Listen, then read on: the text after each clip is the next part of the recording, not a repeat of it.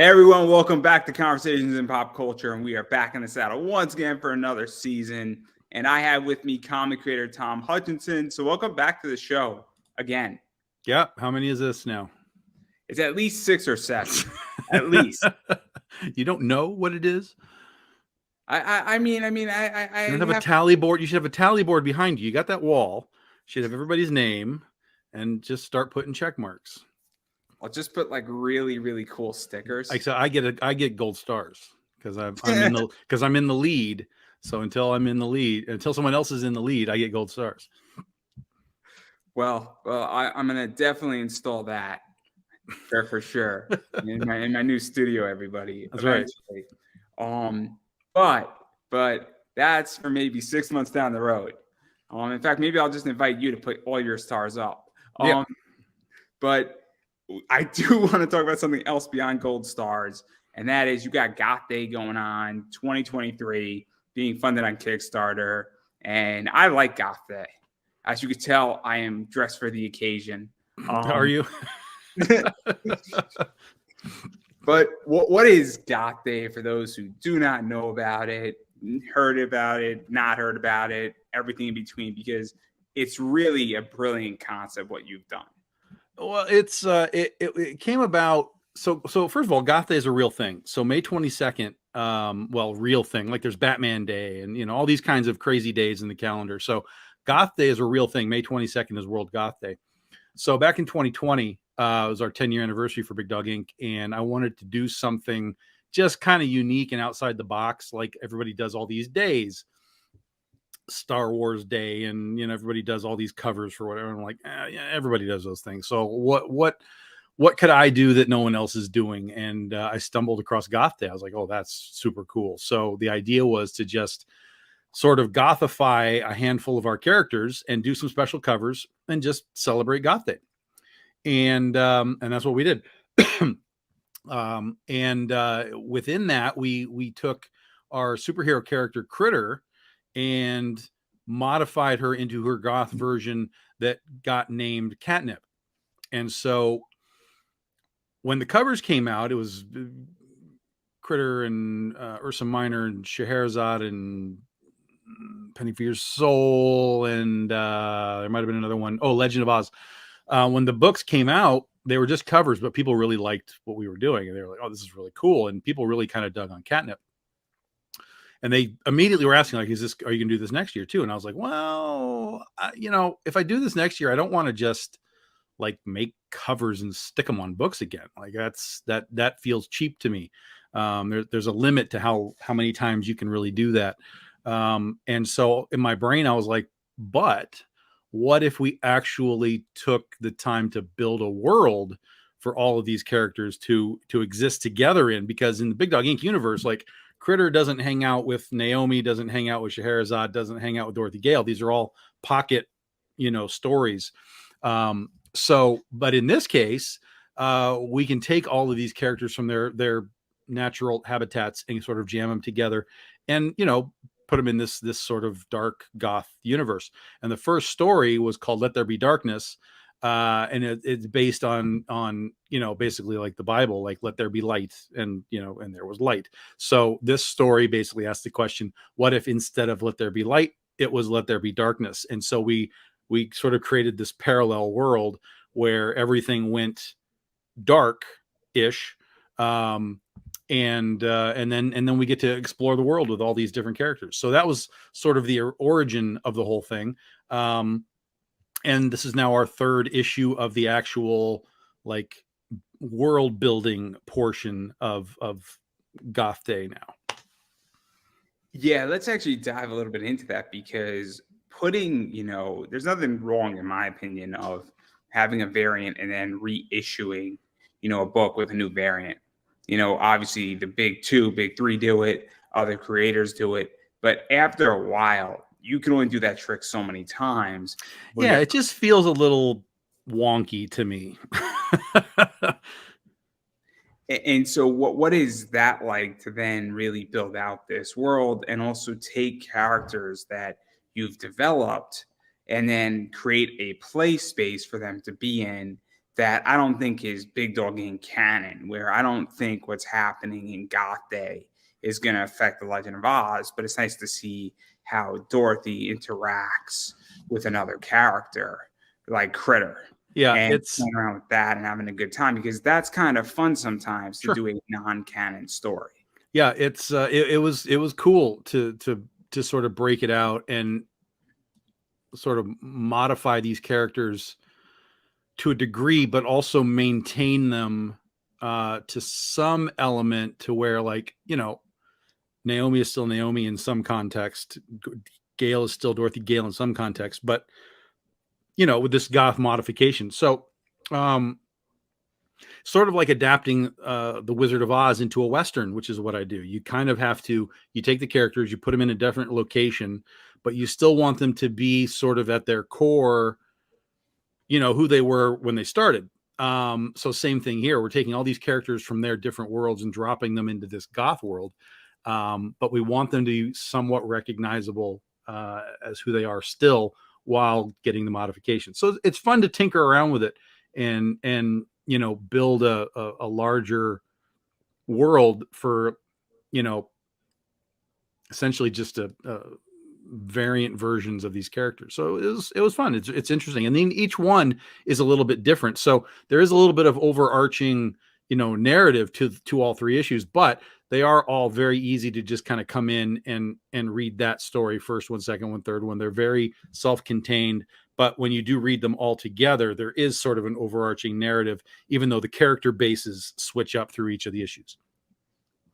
Yeah, and well, what I like about this is that obviously it's, you know, I equate this almost like Earth 2 in a lot of ways. Yeah, in a way, it is like that. Yes.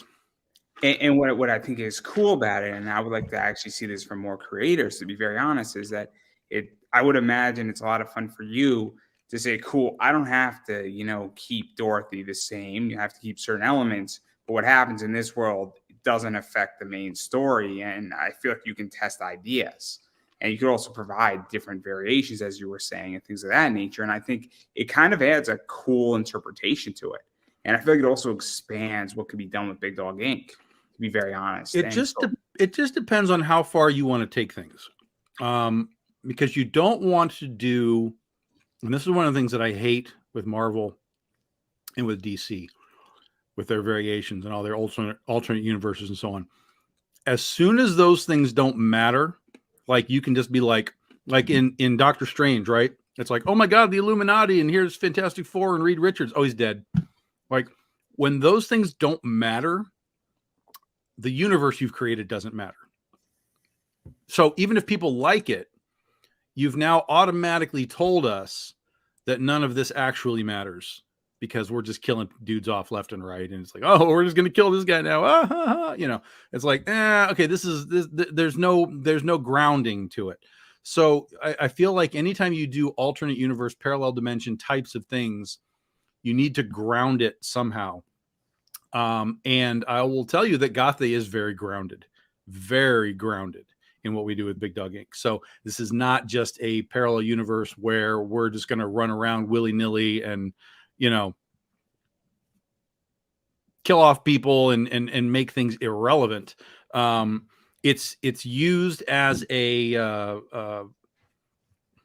a narrative that is, I think, is an interesting narrative. Like I said, each one is individual, but there is an arching narrative through all of it, and that will continue through issue 5 as well, which will probably be our last issue. We're probably only going to do 5 issues of this, but within the larger scope of Big Dog Inc., there are elements that are happening in the, you know, prime Big Dog Inc. worlds, whatever, that will absolutely have effect on Goth Day or Goth World, I should say. And a lot of that will come through the Critter story that we're doing. And like we said, Critter or Catnip is the parallel version of Critter. And we already know in the Critter story that there are parallel critters. There's the vampire critter, the steampunk critter.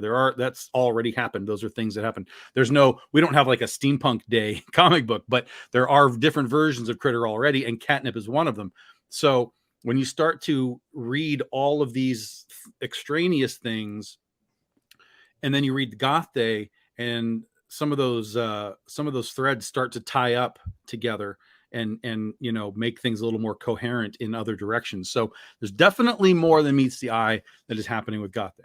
So to even go into this, because obviously I don't know all that much about Critter. I know a lot about Dorothy. I'm going to be getting up to speed on Penny for Your Soul soon once I get that book, and I'm excited to read it.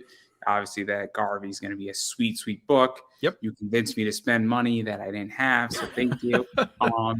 No, I did have the money, guys. But I still blame you. I still blame you. But I'll probably thank you once I see the book. So yes, you will. Right. Yes, you will. I mean, it's a beautiful book. If you, I think most of them are sold out. There might be a few left over at a con. Yeah, I don't have a count yet, but if we have any left, it'll be maybe 20, 15, 20. Yeah. But to go into this and go even further, it's kind of nice, I would imagine, at least for me, in my experiences, when gears start linking up. And when one gear sort of seems a little strange, and then 3 or 4 or 5 issues or 3 or 4 years later, you're like, oh, I get it. And what is that like? And I'm not saying it's a direct connection, but it's kind of nice when you get the whole gear chain moving in one way. I have been waiting on this for years because Critter has always gone to this point. And the arc that we're doing next year, when Critter comes back on Kickstarter in January, we're going to finish volume 6. That arc really puts everything that we're doing into context of everything you've seen in Critter and some of the stuff that's branched out. And when you get to the end of Critter volume 6, which will be issue 25 when we're all done, readers will have a very, very clear vision of what all these worlds are, why they exist, how they exist, and what the implications of them are. And I don't want to go too far into it because I don't want to spoil it, but literally everything that you're going to see in this next arc was planned when I started writing Critter 13 years ago. So it's been a long time, and Critter's been hiatus now for a few years because we had so many books getting their 10-year anniversary. So Critter just kind of got pushed back.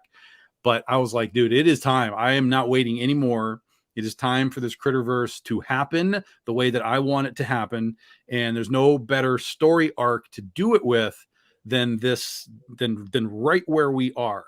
And then when we get to that issue 25, that's going to really change a lot of stuff as we push forward to 2025, which will be our 15-year anniversary.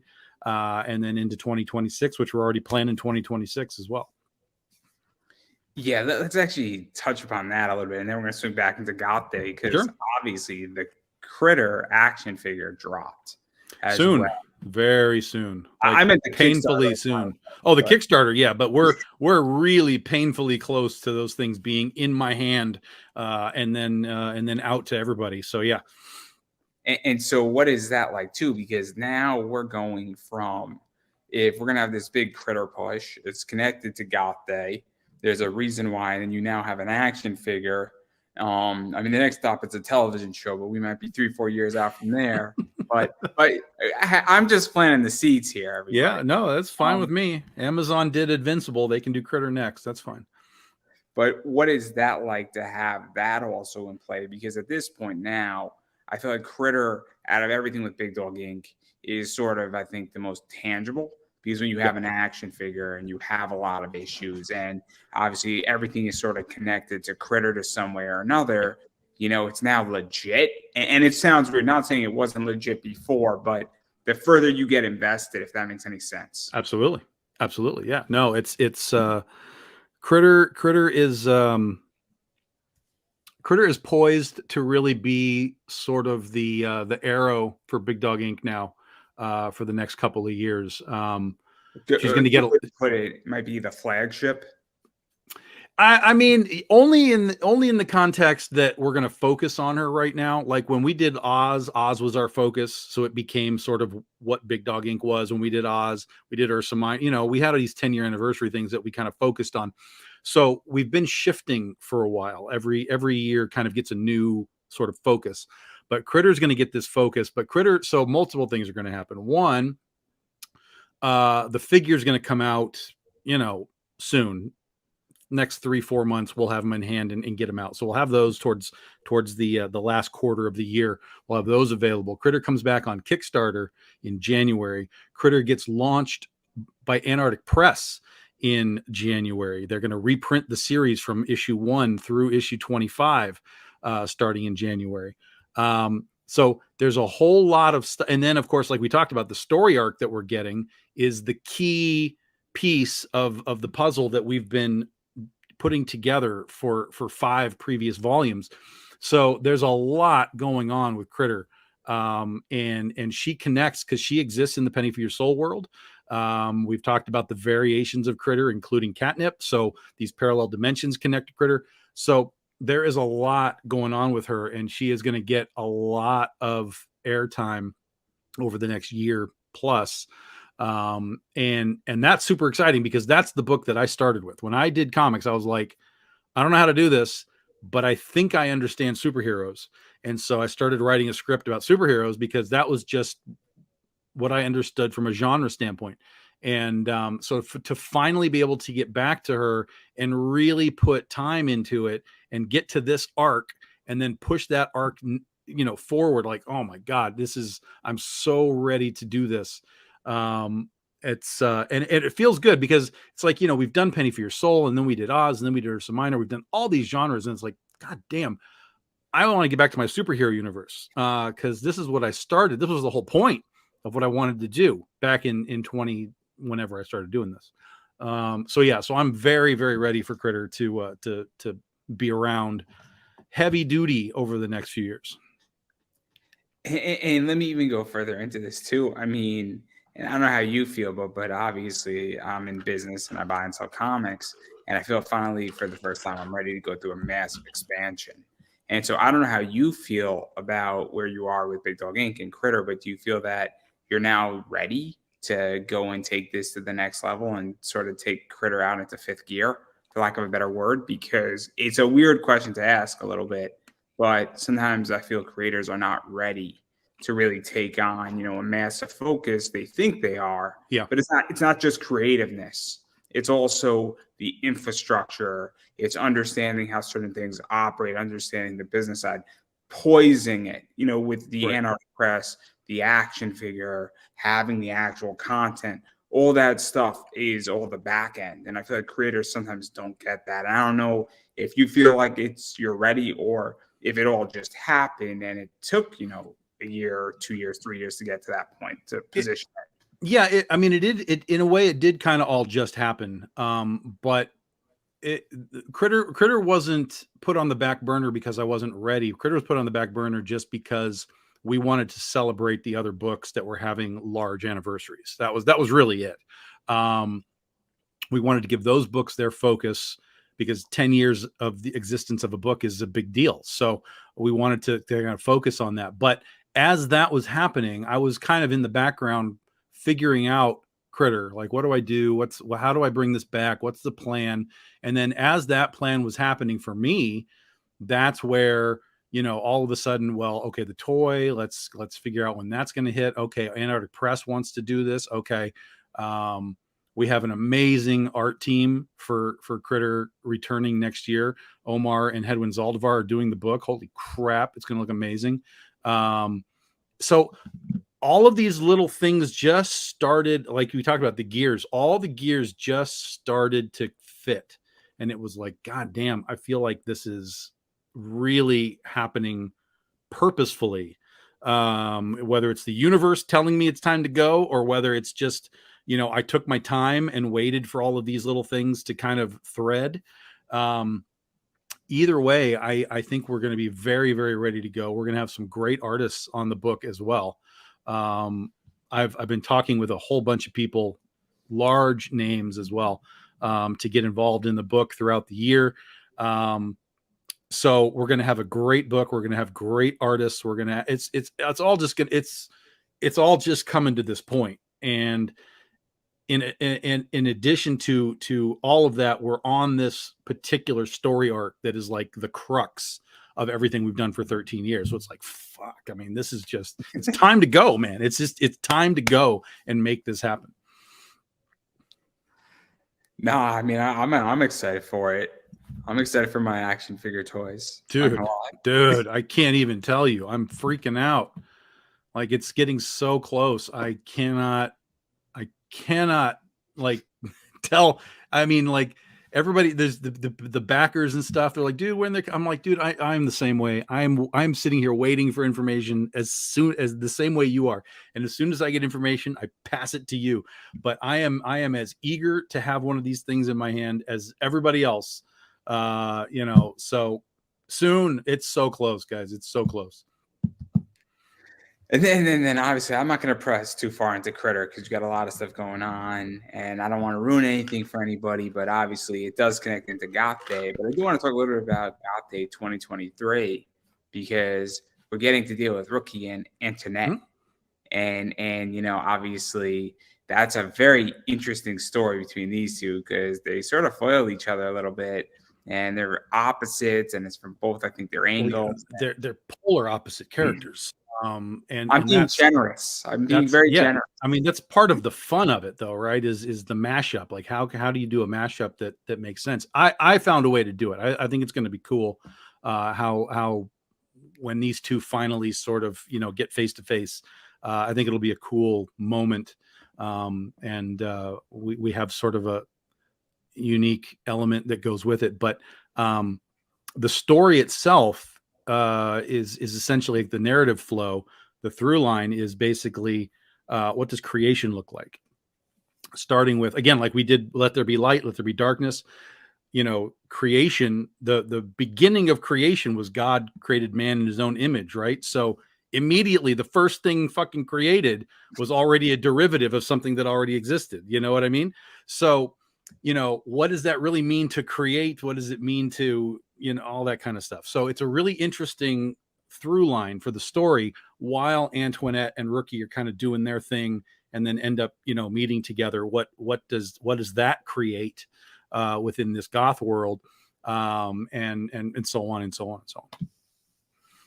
Yeah, there's a lot of stuff that's going on, and it's going to be fun. I mean, it's going to be I fun. hope so. I mean, that's the whole point, right? It's like and with Goth Day, you know, I'm never going to be the guy that tells you that I'm particularly literary, right? I don't read books, and I'm not, I got a D in English. I don't know how I'm writing comics for a living because I got D's in English, but Goth Day, I purposefully pushed myself out of my normal sort of methodology for writing comics and dialogue and narration and so on, because I wanted it to have a very different feel from everything else that I did. And from all the people that are reading it, I get the sense that they see it too, they feel it, and they appreciate it, which is the best part, is that they appreciate it. I did an interview with Lori Calcaterra and which was great because we were doing deep dive into the story and the narration, and she was going into all kinds of stuff. She was like, "Oh, this is such a great, you know, panel or word balloon, you know, great narration piece right here." And I was like, "Dude, this is great." Like, it's really cool to see people get like really deep into it, because sometimes as a writer, you don't really know what they're seeing. You know, they could just be seeing the top level of everything. Or they could be really reading it and really feeling like how these words associate with the images, and that's when it's working at its best with comics. So Goth Day is a very different method of storytelling for me, and I enjoy it. It's difficult sometimes, but I enjoy it, and it's a good thing to do like once a year, just to kind of flex the writer muscles and be like, okay, how do I sound like Shakespeare this, you know, for a month to write this script. But so let's actually dive into that, because I think it is very important if you're a creator to experiment with different concepts and different ideas. Sure. And as a podcaster, there's a reason why I do people in comics, I do cosplayers, I do wrestlers, I do voice actors, and I like to mix it up because it's different. It keeps me on my toes. And all four of those areas are different. They're similar in certain ways, but different in others. Yep. And I think it is important because I think, and I've seen this and I'm sure you've seen this, where creators get stale. If Sure. you're not doing something new, you're not trying to rewrite something, or you're, in the genre of horror, after a while, I think you're going to get stale. But if you write a comedy and you go back to horror, hopefully your work's going to get better, and hopefully you're going to be Yeah. refreshed, and hopefully you're going to find maybe a new way how to do something. Yeah. But for you, I would imagine that you're getting to experiment with characters, you're getting to experiment with also a new style genre, and it's also a bit of a challenge, which I would imagine when you go back to doing something like Oz or Critter or Penny for Your Soul or anything, coming off a Goth day, you're like, oh, I now can maybe do it this way or that way, and you could rework something and make it Sure. better.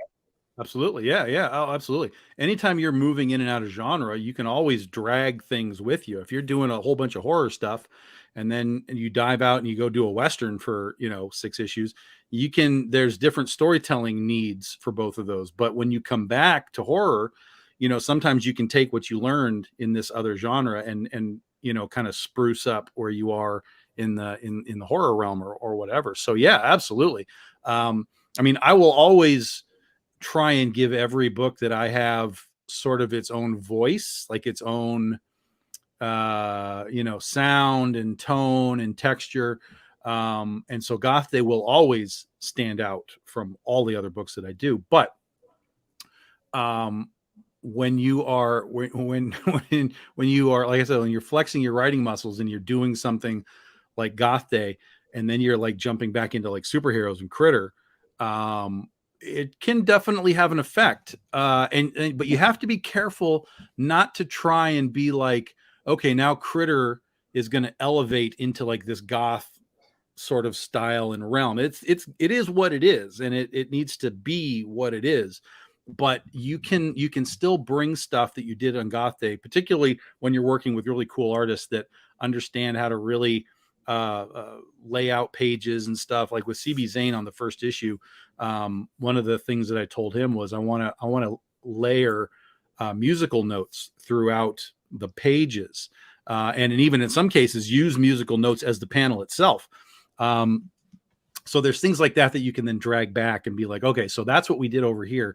How can I, sort of translate some of that into a superhero Critter world if I wanted to do something where, panels were shaped with cat ears or whatever. Like there's ways that you can kind of, shift back and forth. But yeah. And then the other side of this is also fascinating, where me, because now I'm a backer, is on this journey with you. And what is that like too, that people are back in this project and allowing you to sort of have this experimentation and ride with you on this journey to some degree and making it happen? Because it's kind of cool when somebody says, I get you're doing something very different than what we're accustomed to with Big Dog Inc.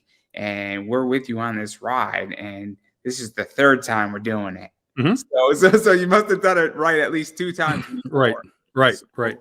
What is that like? Because that's also the other side that I don't know if people really recognize either, is people are riding with you on this journey. Sure. Yeah. Everything we do, even without Kickstarter, they're still doing it, right? Even if I was just releasing books to comic book stores, they still have to buy the book at the comic book store. So we've had, 13 years now of people supporting the books that we do, no matter what book it is. And so that's really, really exciting. And it doesn't matter when we put out a new book, people are like, oh, there's a new one. Okay, let's check out this new thing. And then they get excited when the old ones come back. Oh my God, Oz is back. That's great. Let's get back onto Oz. So, 13 years of doing comics. And I think I did a count. It was like 13 years and 14 titles, 14 different titles, not including like all of our weird spin-offs, like Joan of Arc is part of the, the Penny for Your Soul universe, things like that. So, but like 14 distinct individual titles. That's pretty crazy for a small independent nobody who's doing this by himself for the last half of my existence in comics with Kickstarter and shipping direct to customers and so on. So it's a lot. But let's actually dive into that, because this is one of the biggest things. and we were speaking about something off air that I don't want to get into, but I think the word that sums it up is trust. Mhm. And I think trust is a really big thing right now in comics, Mhm. in which that there are certain people I trust. I'll drop a really good name. Hopefully you'll agree. Pat Shand. Sure. I Yeah. trust Pat will deliver. Yep. I think you would agree Yep. with me on that. There's other people that I trust will deliver. Absolutely. Brian Polito will deliver. There's other people, and we're not going to mention names, that I do not think are going to deliver their book. Mhm. And I think you know two of them off the top of your head, and we don't have to mention who they are. But what is that like? 'Cause I think that's why people have stuck with you. I know I'm getting my books from you. I Sure. know I'm getting my Critter action figure. I know I'm getting, my Mercy Pope TikTok variants eventually. I know I'm getting my Penny for Your Soul book by Keith Garvey, that nice, beautiful cover. Whether it takes an extra month, 2 or 3 months, I know I'm getting it. Yep. But what is that like? 'Cause I think that's a massive problem in comics right now. And Yeah, and with the advent of crowdfunding, it's more difficult because we have to be, we get, let's say we get 600 backers, right? That's 600 freaking packages we got to send out now too. So it's a tricky thing to learn, is the infrastructure of not just making the campaign and the books, but then the back end of it, getting it all shipped out in time as best time as you possibly can. Because a lot of these people, I mean, like I do it literally. It's all myself. I build the campaigns, I write the books, I do all the art. I mean, I do everything. And when the shipping comes around, I do the shipping. So it's literally all on me. Some people have, wives and kids and stuff that they can pawn some of this off on, which is great, but I don't have that. Some people have you actual mean teams that they, pay. You mean yeah, right. properly pay justly, right? Some people have actual teams that they hire to do this stuff, which is good. I mean, that can speed up the process, but that can cost a couple $1,000s to hire somebody to ship out this stuff for you. So, eventually we will get to that point where it's like, okay, I need a team to help me do this. But right now it's all me. So, we're not perfect. But we have never not fulfilled a book. We have always fulfilled a book. Everything that we've ever put on Kickstarter has fulfilled. And even if we fall behind for whatever reasons, we get it done. We'll go through a catch up phase where it's like, oh, all of a sudden it's like bang, bang, bang. You got 2 or 3 books. Whoosh, there you go. We're caught up. But yeah, I mean, I think everybody, and there's definitely people that aren't happy that we fall behind, and I completely understand. But most people are like, Tom gets this done. I mean, yeah, it might take an extra month, but Tom gets it done. I'm happy to wait for my book. So my issue is that I don't think a month is late. I think a month is you're behind. I Yeah, think sure. 2 months you're more behind. I think 3 months you're starting to get late. Sure. And then I think by month 4, unless you have a damn good reason, you're late. I'm sorry to say it, but you're late because you've had time where you have 2 weeks after the campaign ends and then the clock starts ticking. Yeah. Okay. From when it's supposed to be delivered. So whenever your date is plus 2 weeks is when my book should be in my hands. I'm sorry. I know how to make the trains run on time. You may not like the way I rule Italy, but that's not the point here. The trains will run on time, but I think it's a big problem. And one of the things is that I'm backing out of Kickstarter probably in the next 2 or 3 months because there's so many things that I'm owed that are late now. Sure. And I'm getting frustrated, not because, I don't think I'm not going to get it, but I want to read it. And I don't even have the digitals. And that's my problem is that if your book is done and you're having a printing issue, send me the digitals. Sure. The book's not even done. And that's my issue. So I'm at that stage and I don't know who to trust anymore in comics on Kickstarter because I've had a bunch of issues. And I think this is one of the biggest problems. Yeah, can be. I mean, for the most part, anybody that has really significant problems on a regular basis, they're just going to end up weeding themselves out. There's plenty of people that I know that don't even do it anymore because they just have been chased off because they're not fulfilling. I know guys that are years behind that are on fulfillment, and that's crazy. To get a handful of months behind, I mean, even Marvel and DC get behind, but years you're talking about, that's problematic. So it will weed itself out. But that doesn't help people in the short term trying to figure out, like, is this guy okay? I don't know. But oftentimes you can go back into some of their old campaigns and just like look at the comments and stuff, and you might see comments being like, yo, I got my stuff, this is great.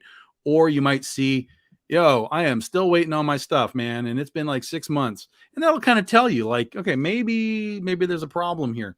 Because unless the creator, again, is on those things and he's commenting back like, hey, we got you covered, here's your whatever, your tracking or whatever.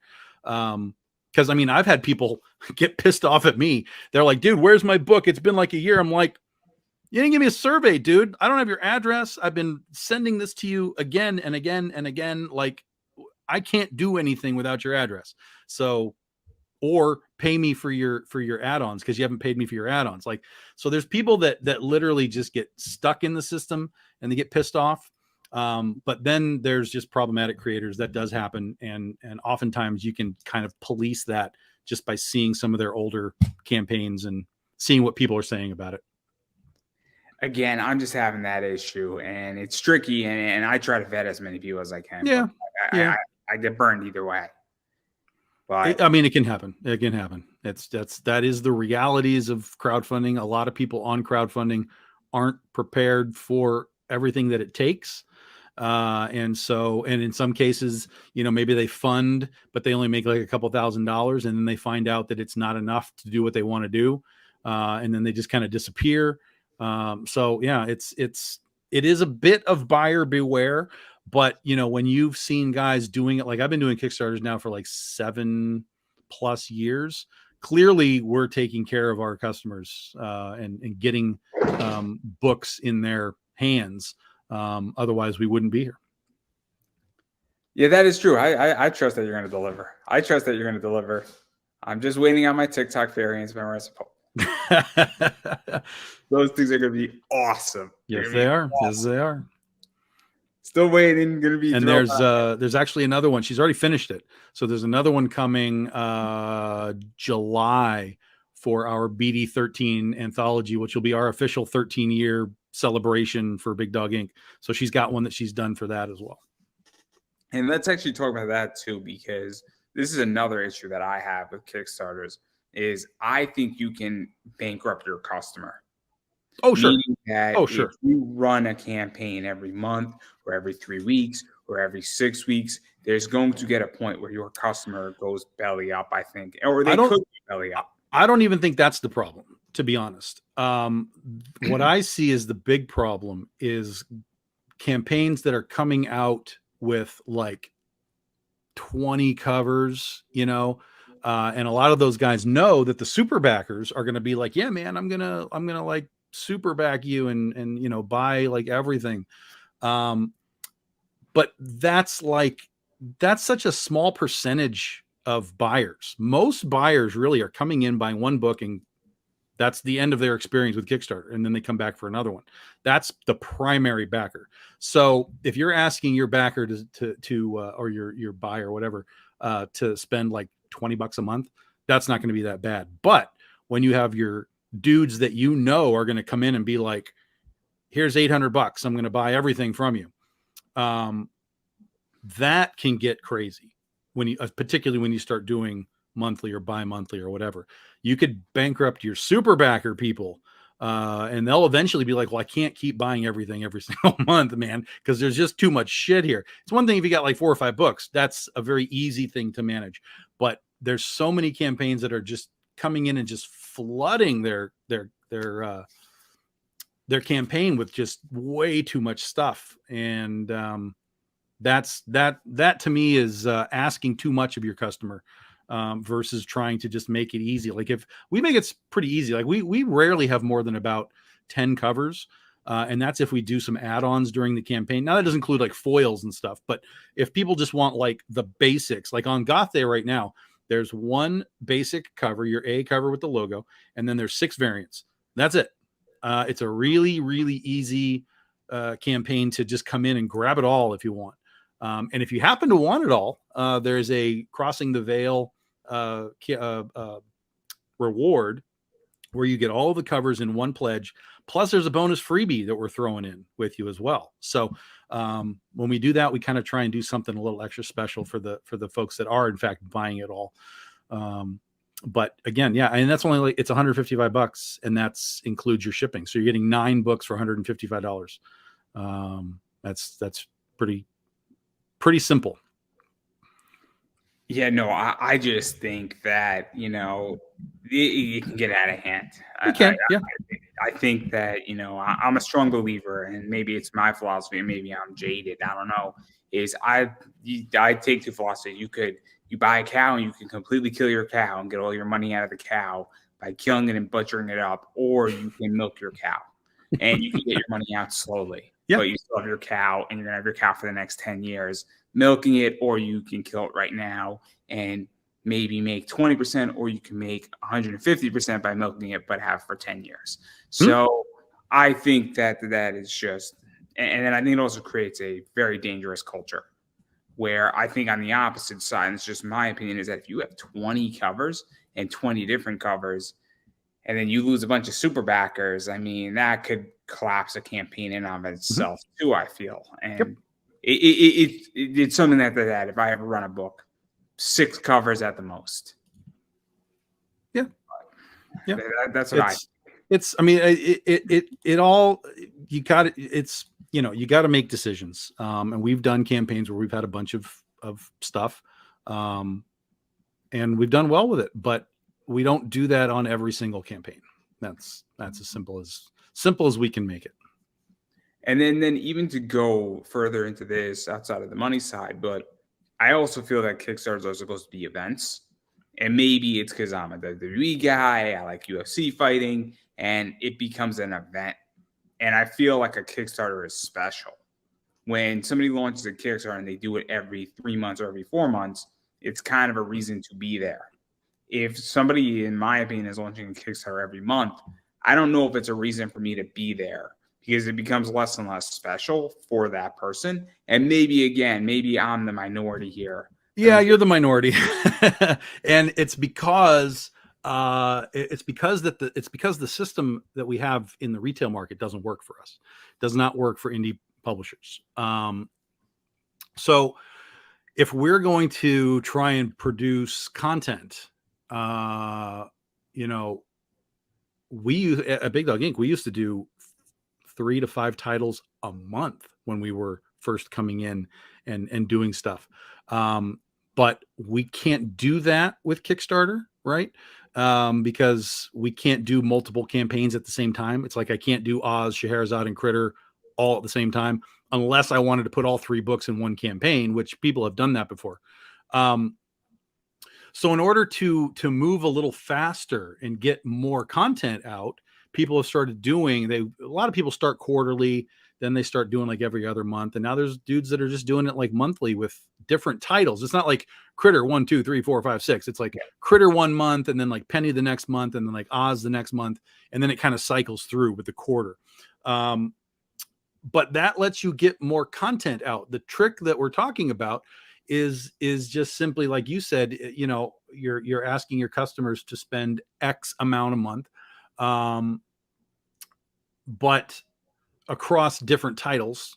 Not everybody is going to necessarily, somebody might buy Critter, but they don't like Penny for Your Soul, that kind of stuff. So it's a system that is being constantly tested by tons of people. I love watching the experiments. I thought I was the only one experimenting with Kickstarter in all kinds of ways, but I found some other people doing some experiments, which have been fantastic.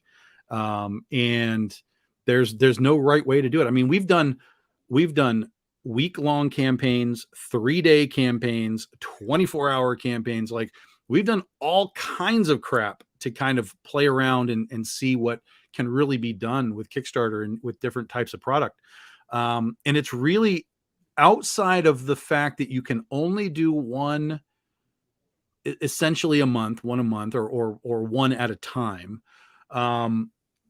That's really the only limitation. So if you wanted to kind of put out more books and attract a larger audience, as long as your infrastructure is such that you can be quick on your turnarounds, it's definitely working for people. Now there's, even within that context, it's definitely like, it's like I just said, right? Some people buy Critter, they don't buy Penny for Your Soul. So I'm watching people do this, and they have like 3 or 4 different books, and I'm watching one book do really well, and I'm watching another book just eat shit, and then another book will do well, and another book will eat shit. And it's because they don't and in that context, it's because they don't have the brand awareness for some of that stuff. They might have some books that are not appealing to the audience as well as some of the other ones, right? And so they're gonna feel that little pinch when they do those particular books. It's like, this one made 20,000. This one made like 8. It's like, oh wow, something didn't connect there. But it's a way to put out more product, more content, which is what comics need to do. And Kickstarter lets you do it in a great way. I understand the event part of it 100%. I don't even disagree with that context. But I also know that creatives, people are going to create, and they're going to try and push the envelope of what's possible until it's not possible anymore. And hopefully when they reach it's not possible, when they reach that level, they realize it and they're like, oh shit, okay, time to pull back and sort of refocus on what we're doing. Fair enough. Fair enough. Maybe I again am in the minority. Maybe it's just how I function. I don't know. It's, again, you're, like I said, you're not incorrect. Like when we do these things, they should be events, right? Whatever you want to call it. But at the same time, you know, we also don't want these things to be turned into like game shows, because at the end of the day, we're really just selling comic books, stories, books. I mean, whatever Kickstarter, I mean, movies and TV and music. I mean, they do everything. But in our context of comics, we're here to make a comic and sell a comic. So when we start to turn these things into The Price is Right, and it's just, you know, how many extras can we unlock, and how much money are we making, and we're you know, shouting that into the ether. We've lost focus of what we're doing, to me, at that point. So for me, there was another guy who oh my God, what did he call it? It wasn't that he was crowdfunding. He is crowd selling, I think was the term he used, because all he really wants to do is come in, sell the book, and then produce the book and give it to them. He doesn't do stretch goals. He doesn't do anything. Literally, he doesn't do shit other than be like, here's a book. Do you guys want it? Buy it. Like, that's his whole mentality. And he's successful with it. So that's, and I kind of sit somewhere in between, because I understand stretch goals. I also understand the fun element of the bonus merch, whether it's stickers and magnets, or, you know, poker chips, or just fun merch for your brand. I get that a lot. I totally understand it. But at the same time, again, turning these things into quarterly game shows, I don't know that that's necessarily a sustainable thing. Do you think it's damaging to the brand and distribution? And if it becomes a game show that, oh, cool, this person's got this thing, this thing, this thing, this thing, this thing, and then you get an update. So we got to 170, we got to 180, we got to 190, because while it does create encouragement, and then maybe, you know, if I see a cool stretch goal and I'm guilty of this, I'm like, cool, maybe I'll throw another $5 in to maybe unlock it, or I'll throw in another dollar, or maybe I'll pick another book. And I've been guilty of it. But at the same time, it's tricky, right? Because there's certain things that I like that are sort of cool, I think, on a stretch goal level. And I'm like, do I really need this thing? But it would be cool if we unlocked it. Well, for me, I always come at it from the cautionary side of, are we selling hype, or are we selling the comic? And in today's world, hype sells. I mean, people will buy into hype, period. They'll be like, holy shit, hype, look at the hype, look at the hype. And then they'll buy in. And so we live in that sort of a hype driven world, even in comics, just in general. Like, the only way that Marvel and DC can ever like generate any sort of interest in their product is to be like, oh, look, we have another Spider-Man, you know, or we have another first appearance of this character, or whatever. And that's the only way that they can do anything. So I'm always wary of just like small hype, you know. I want people to come to Big Dog Inc. and our books and be like, I want what this is. Like, I want this looks interesting. I want this book. I want this character. I like the way Tom writes. Like, I'm here for that.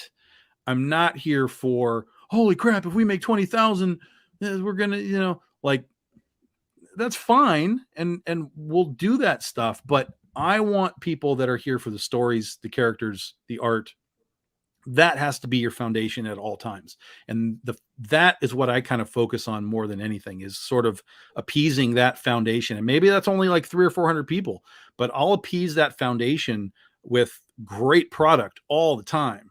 And in my mind, that will just slowly expand. Its grassroots. That's how we grew to begin with.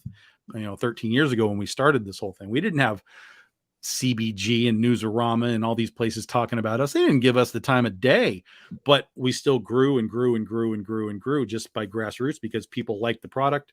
They talked about it, and it just grew. So now we're in a different spot, and now we have to kind of reset the foundation and start to grow again. But it will always be based on art and story and character, and never on artificial, just momentary hype. Well, I'm guilty of hype, so we all are. We all are. That's, the world is hype, man. I mean, like, everything is hype. Like, movie trailers is like, oh my god, we got to see. Like, it's all hype, right? But so many times you have the hype, and then when you get whatever the thing is, the substance isn't there, and that's where it falls off. And so I will always focus on giving my customers like an awesome book, the best I can possibly write, the best I can possibly, find as far as artists to draw it. I want them to be happy with that book at all times. And I leave money on the table all the time, because I don't do boobs, or at least I should say I rarely do boobs. It depends on the book that we do. We don't really do boobs. We don't play that game. And so I leave money on the table every single time I do a campaign. But at the same time, it's like, I'm not here to just sell boobs. I want to sell the story, the character, the art. You should be enjoying it without the boob. Let's actually talk about that too, because there's a concept of authenticity, I feel. And I feel like, and I'm going to mention, potentially a dirty word here, Joe Rogan in a lot of ways is authentic. Patrick Bet-David, who I like, is very authentic. Mm-hmm. Whether you agree or disagree, that authenticity matters. They just are who they are. Yeah. And sometimes, you might disagree with Rogan or Patrick Bet-David, and I use those two as good examples. But people want to be around those people, and they say, well, I disagree, but at least I can understand and I believe this person is saying what they're saying. Yeah. And I feel like that's something that's lacking collectively in the world right now, let alone in comics. Yeah. And it's something that I want to be, more authentic. And I think it's a real complicated thing where authentic will often divide people just as easy as saying you're Republican or Democrat. Because when you're authentic, which I think that I am, and I come out and I'm like, Guardians of the Galaxy 3 is garbage, guys. Like, that's my authentic opinion, but that's going to divide people immediately that are like, yo, I love this movie. And yeah, I agree with Tom. So, but at the same time, I feel like it's just a real reaction. It's my real reaction. And why shouldn't we react truthfully to whatever it is that we're experiencing or talking about or whatever? And so I rub people the wrong way often, because I just am like, I will just say it. I'll be just like, dude, this is not that great. Let me tell you why. And you're welcome to have your opposing opinion. And I love debating like movies and stuff. Like, I love doing that stuff. But people take it personally when you don't like something that they like. Then it's like then it's somehow a personal attack. Tom says Guardians isn't that good, man. I love that movie, and Tom doesn't like me. I'm like, no, it has nothing to do with it. Like whatever you want to like. Art is subjective, but I'm allowed to say I don't like it, and you're allowed to say that you do like it. And then if you want to talk about why I like it and you don't, or whatever, then we can do that. That's called society, folks. Is discussion and understanding that opinion is not personal. Well, I just want to address the comment. Um, I think it's two houses. That's all I'm gonna say.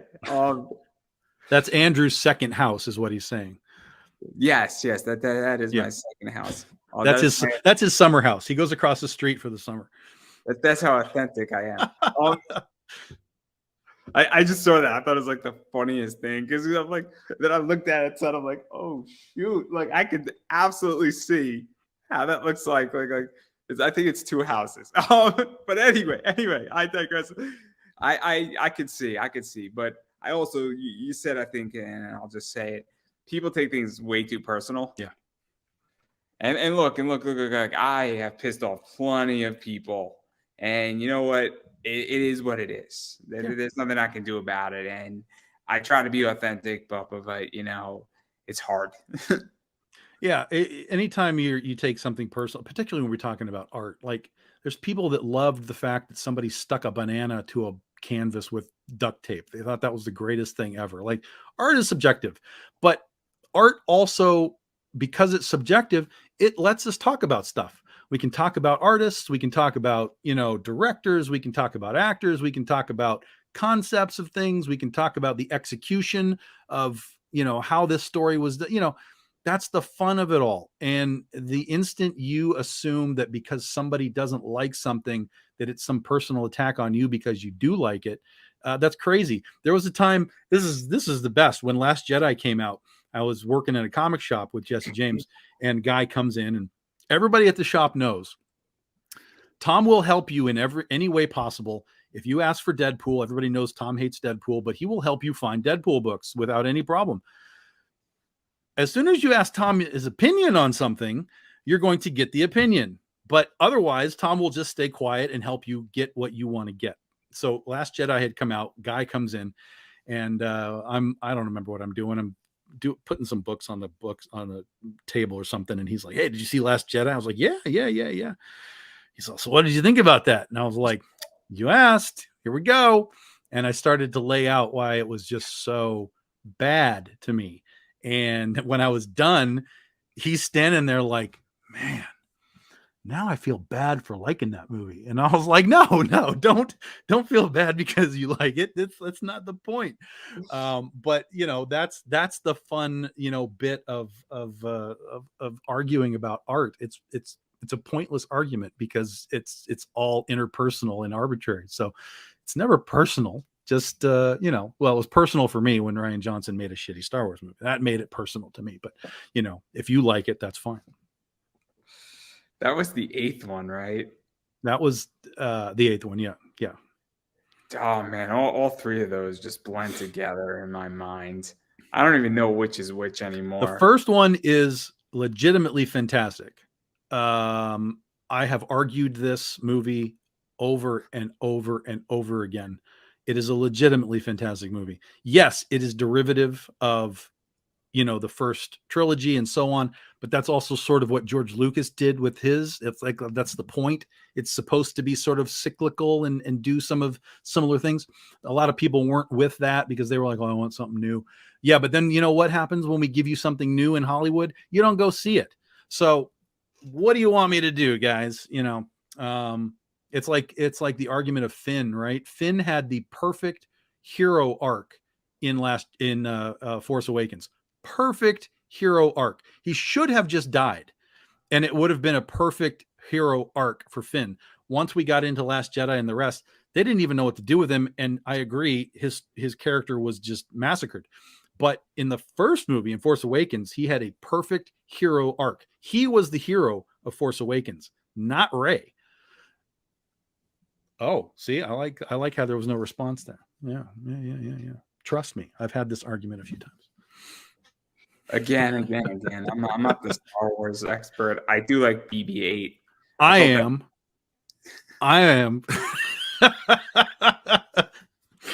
Especially on Force Awakens, because I feel like I've seen Force Awakens more than anyone on the planet because I really enjoy it.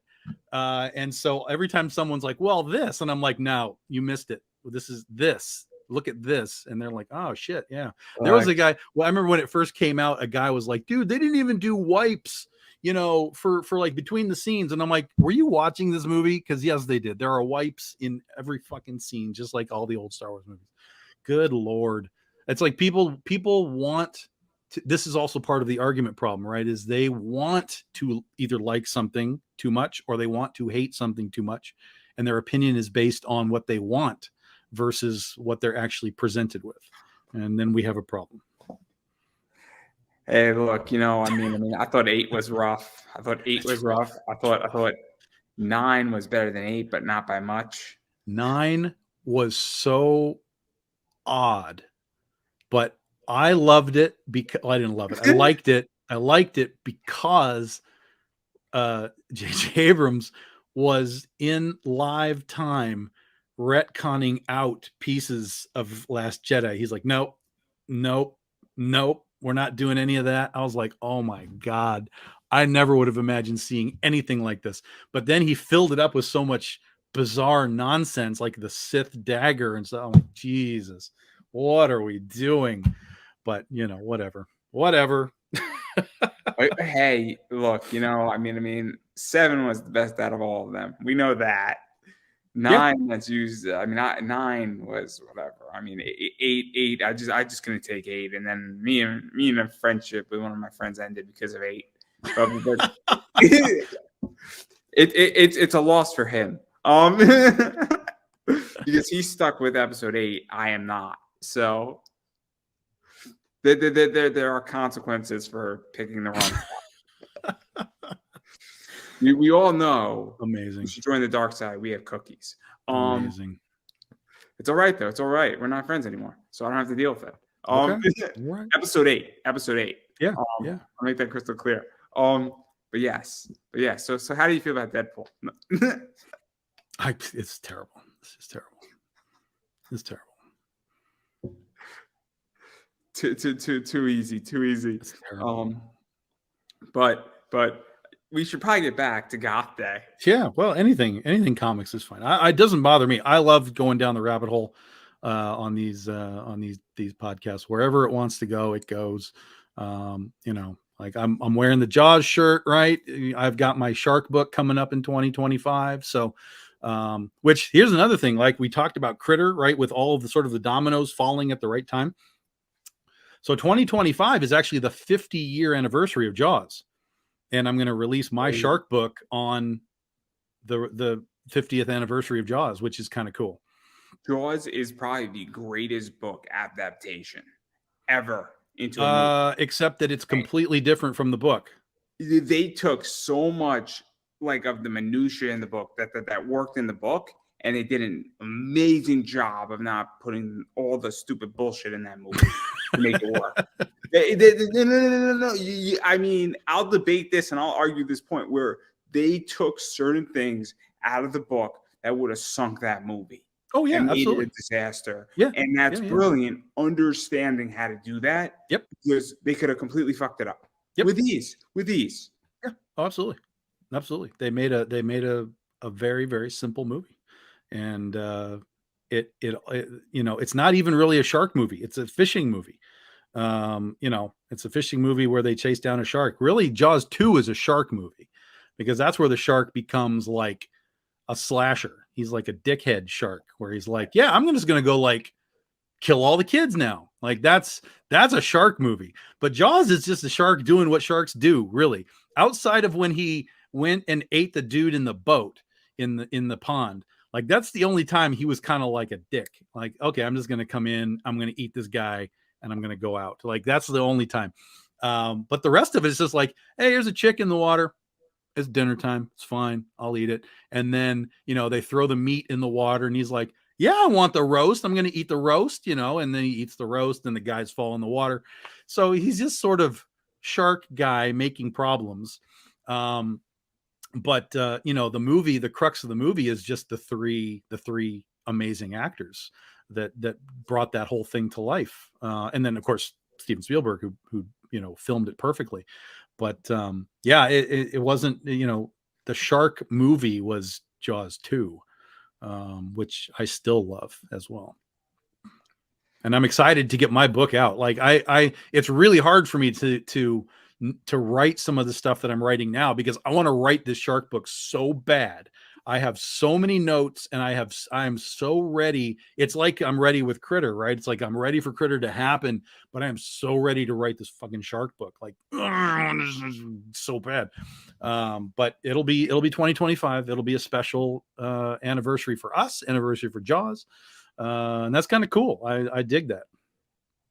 Yeah, see, I know what you're saying when you feel like you're ready to do something, and but like I don't have that itch yet for comics. I don't have that itch yet for comics, but when I get it, I'm gonna be just like taking off and like go crazy. But comics is like, it's like all I do. It's like all I do is write comics and watch movies. Like that is all I do, guys. Well, and now I walk around the lake to not be 350 pounds. So but I mean, that's literally like all I do. And then even in the context of watching movies, a lot of times I'm watching a movie, not even for the movie, I'm watching it for the storytelling. Like I'm trying to watch how these guys are telling this visual story to see how I can kind of translate some of that back. I've had a lot of people over the years tell me that my storytelling is very cinematic, and I'm like, fuck yeah, because it's supposed to be. I mean, that's sort of my model.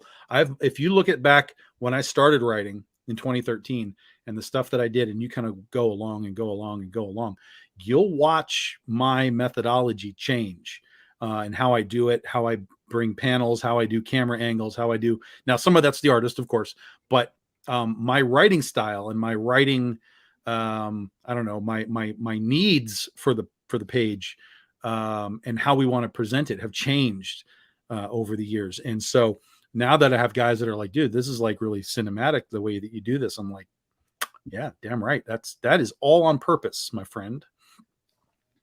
I know the feeling of studying the game. I get it. Yeah.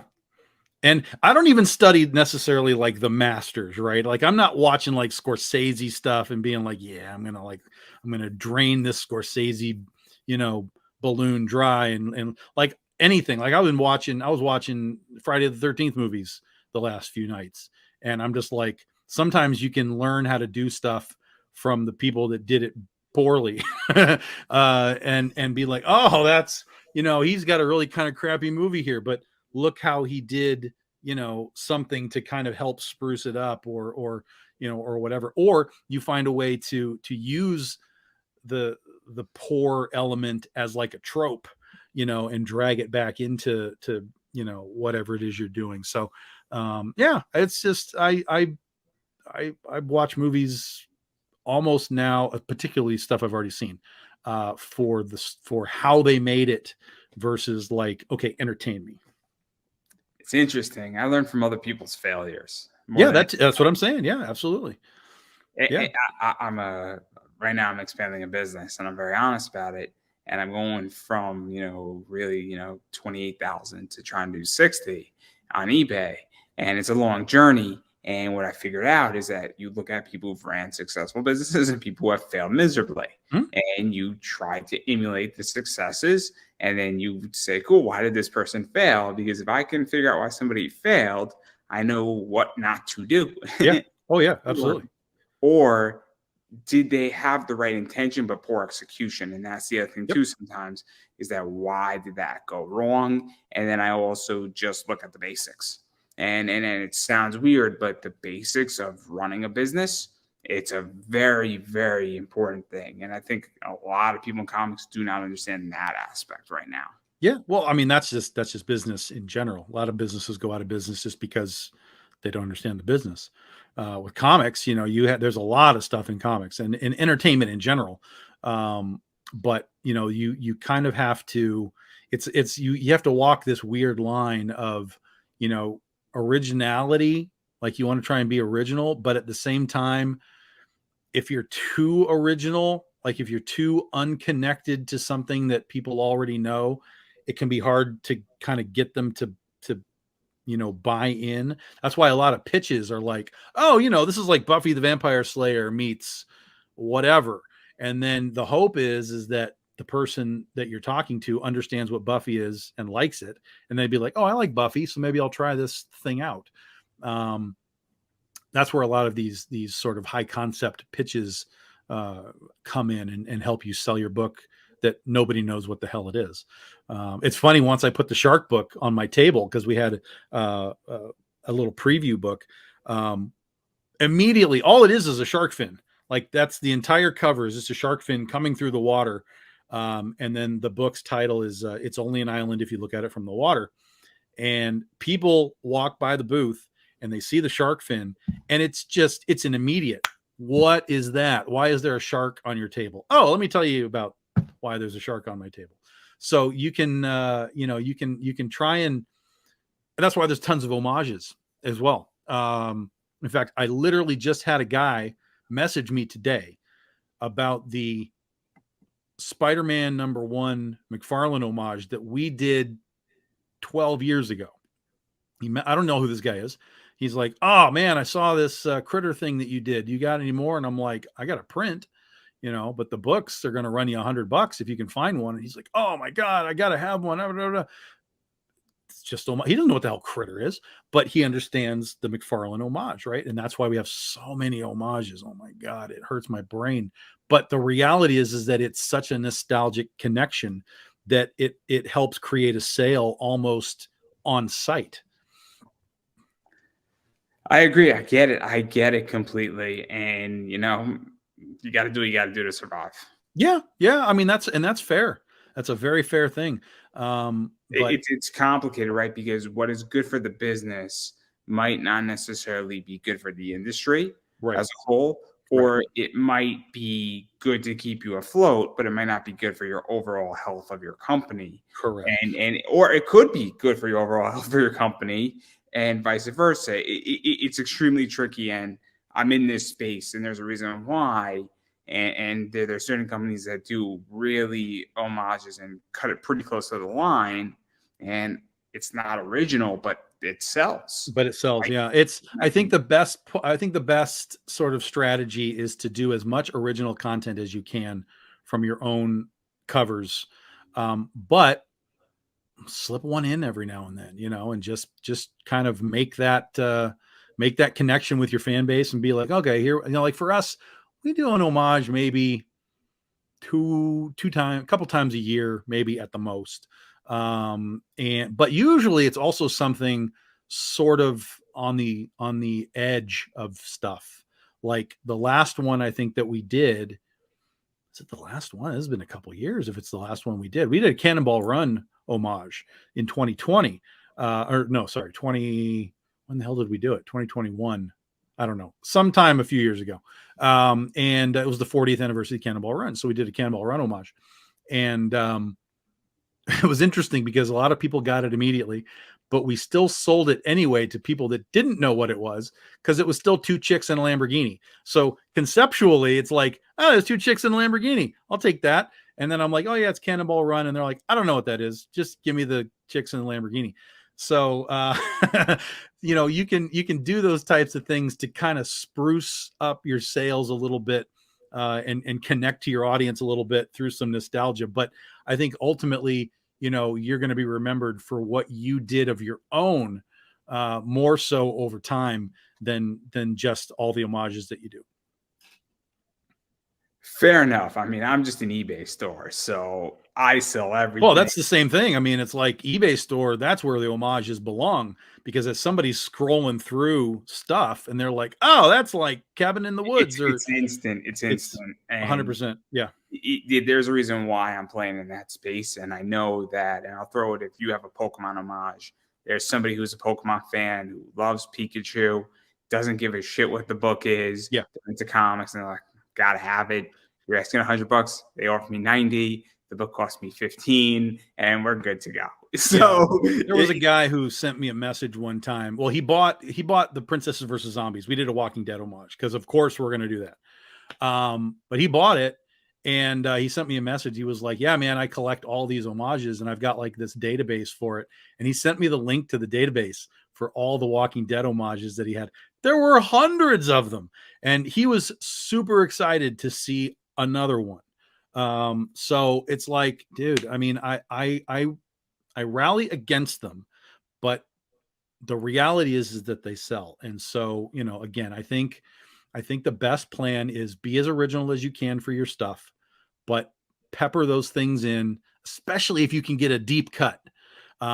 Because that, again, you're gonna land in the originality realm, even though it's an homage, right? But at the same time, if you do one that everybody's is collecting, you have the better chance to sell the thing. Like we did one with Fast Times at Ridgemont High. We did one with Phoebe Cates. We did an homage for that. Like, and as soon as people saw it, they were like, "Yo, that's amazing. That's a deep cut, man." So deep cuts can be good, but again, the more obvious stuff will also have that more sort of immediate, I get it, give me that book. Yeah, and we're gonna cut it back into Goth Day because I do want to go Sure. through your rewards to show pictures, because this is the picture part, which is the part that I like. Okay. So this is obviously cover A. Yep. And I don't know, this guy who did this probably has like a C and a B and a Z in his name. Yeah, something like that. But we don't have to talk about it. CBZ, yeah, CBZ. Well, yeah, CB Zane has done Goth Day, all 3 issues of Goth Day. He's been with me since the beginning of this whole crazy journey. So yeah, great cover. Rookie there, Antoinette with her guillotine. Yeah, came out fantastic. And then there's also like a black and white version or like a gray tone version of that as well. Yep. Yep. And then there's this one right here, which is more of the variant stuff. Yes. Yeah. Everything else is a variant. So this is of course Antoinette in her full body. She's got her guillotine. She's got the ghost head going on. That is M.R. Gunn doing that amazing piece right there. And this is the one that I backed because I like the punk rocker element of it.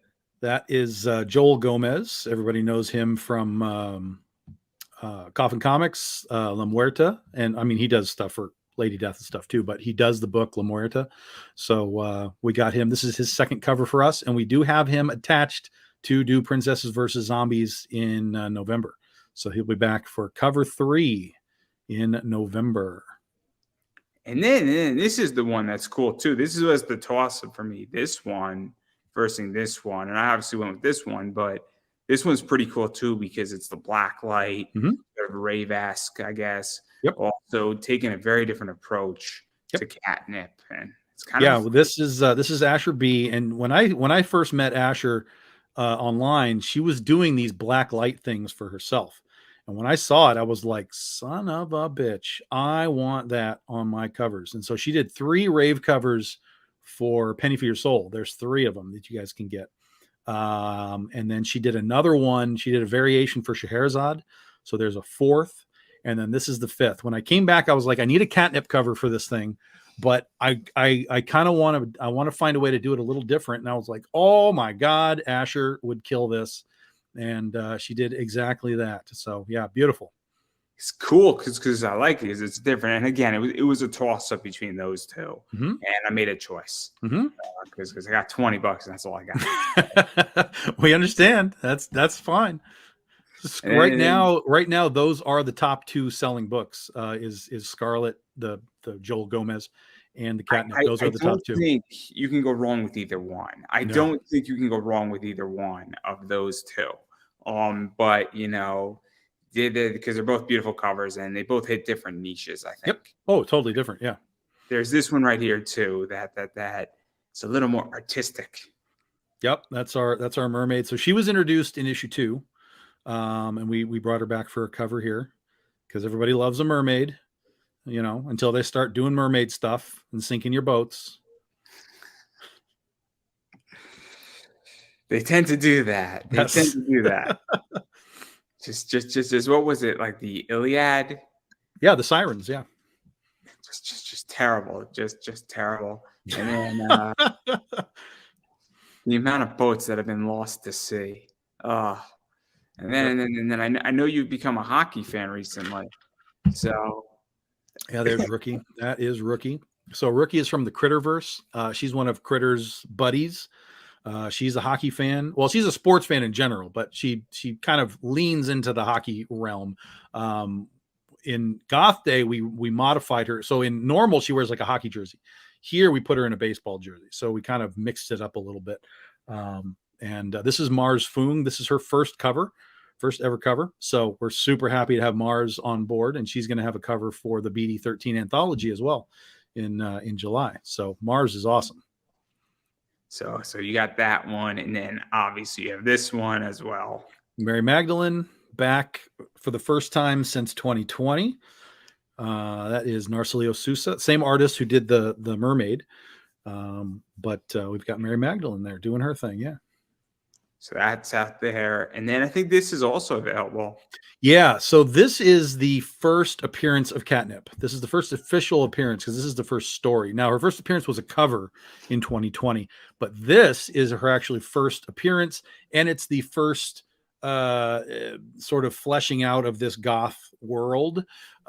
This was a 60-page anthology book I did with Wendy Shaner and CB Zane. So the character in the middle is Sirenus. That's Wendy Shaner's character. And then Mighty Might is down in the bottom. So this is a 60-page book. So there's 3 20-page stories in this book. It's gigantic.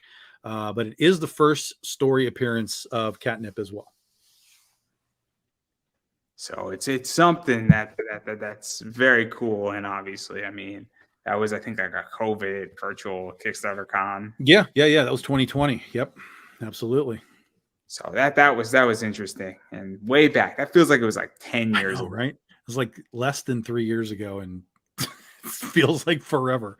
But 90 days ago feels like an hour. I know. 90 days ago feels like an hour. That feels like 10 years ago. Yeah, which is crazy. Yeah, it's just it's that I don't even. Oh man, I don't even know how you guys pulled that off. That entire thing. It was fun. It was fun to do, and the book is cool. And the book is like for me, I don't know how many of those Wendy and CB have left, but we ended up with like a couple hundred extras each, and I have about 40 left, and they're gone. So that has been a very, very big seller. And you know, people like Catnip, man. Like people like Catnip. I kind of have this sense that even though we may end Goth Day in 2025 on issue 5, I have a sense that there may be like a Catnip specific book that might follow that up because people just love that character. And then even to go further into all these rewards, obviously there's foils.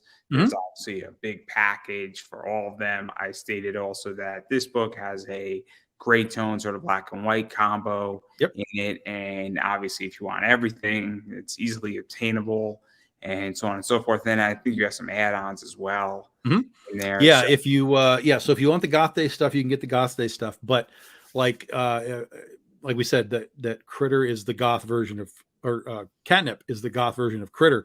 So if you want to try out the Critter book, we have volume 1 available, you know, to add on. You can add on Ursa Minor, Kaiju Epic, Princess versus Zombies, Joan of Arc. There's all the sort of general BDI universe stuff that you can get as add-ons as well. And then if you like art prints, we got a few art prints available too.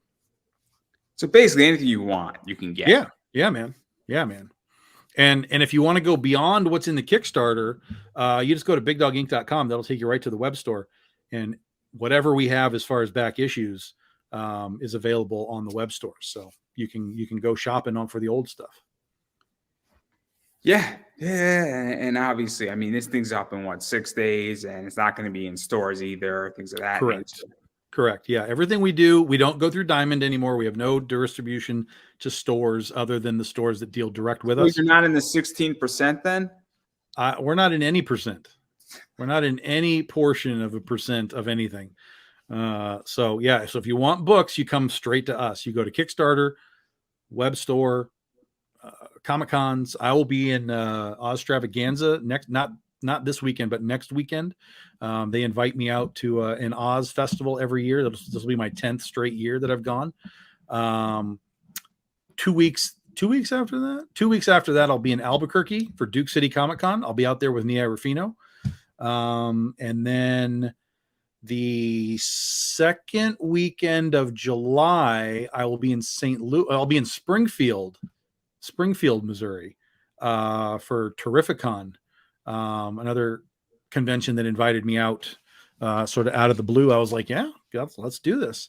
And then as we get into August, September, October, we'll be kind of all over the Midwest at cons, including the last show of the year, which will be in November, Akron Comic Con. I'll be there again with CB Zane, doing our annual show together there.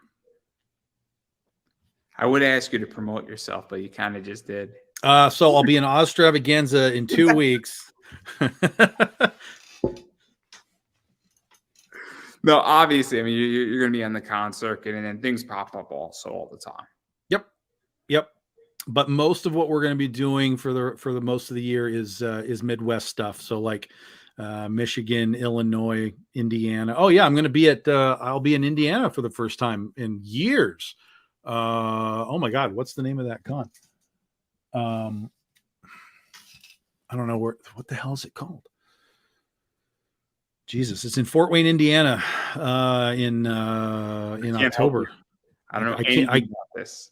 I don't know either, but yeah, I'll be back in Indiana. So yeah, it's mostly Midwest stuff. We're going to be really inundating ourselves in the Midwest culture here, because there are cons just all the time, and we're going to be all over it. So, and then Monroe Pop Fest down towards Detroit, yeah. So, and then obviously, I mean, you're all over the place. You're running a bunch of Kickstarters. I think you have something in July this year. And obviously, I mean, it's not that hard for people to know what's going on. And then where can people find you on social media, all that stuff? There's a particular site I know you're on all the time. Yeah, we basically live on Facebook. You can friend me up. You're welcome to find me and friend me up. You can just do the Big Dog Inc. There's a fan page for Big Dog Inc. You can join. Twitter and Instagram, BDI Comics. We do have a Patreon page. We picked up a new patron the other day too, which is cool. Patreon page, Big Dog Inc. Patreon.com/Big Dog Inc. And we are on TikTok, but there's nothing there yet. We'll be working on some TikTok stuff later in the year, assuming it's not banned and restricted by the time we get to it. But yeah, that's the basics of our social media for now. Yeah. And then obviously, I'm going to keep saying it. If you like content, you like creators, and you want to see that stuff get made, you need to support it and you need to back it, because without money, this stuff doesn't get made.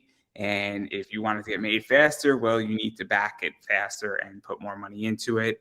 It makes a huge difference. But if it's not your cup of tea, and not every book will be, you can still follow people, you can still share it out, you could still, comment on it, like it on Instagram, Facebook, Twitter, wherever else you want to like it, because that also does help massively. And then furthermore, obviously, just, being supportive of comics in general is a big deal.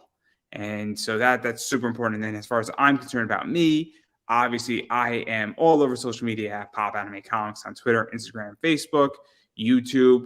I think I have almost 500 interviews now on YouTube. So there is an interview for you on my channel.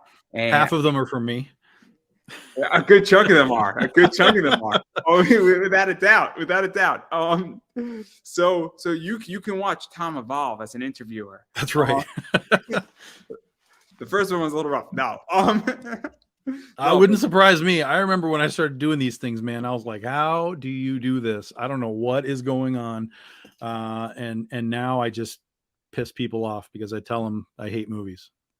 Tom hates everything. Hashtag Tom, how do you do it? Like this. Hashtag Tom hates everything. But in all seriousness, there's an interview for you on my channel. As from voice actors, cosplayers, comic writers, creators, and wrestlers. So I will be hard pressed to find something not for everybody on my channel. But if you do find it, let me know, because I'll find an interview for you if you're really that pressed. But I digress. I appreciate support when people follow me. My eBay store is up there if you're looking to buy some interesting comics, and some other stuff's out there. So I sell a lot of comics, and you never know what's in my store. So there you go, everybody. And that's pretty much everything I got. And I will let you have the final word. Oh, that's it. I mean, I would say just a similarity, right? If you, depending on what you like, we have something for everybody. We have superheroes, Westerns, horror, fantasy, kaiju, historical fiction with Marie Antoinette, Oh my God, that we have a gladiator book coming next year called Sand and Scales. We'll have a shark book coming out. Like, we will literally, doesn't matter what you like, we have something that you will like in the comic book realm. So go over to bigdoginc.com, poke around the store. If you got any questions, just shoot us messages on any of the social media, and we'll help you out. Yeah, I couldn't have said that any better myself, everybody. And that is a wrap.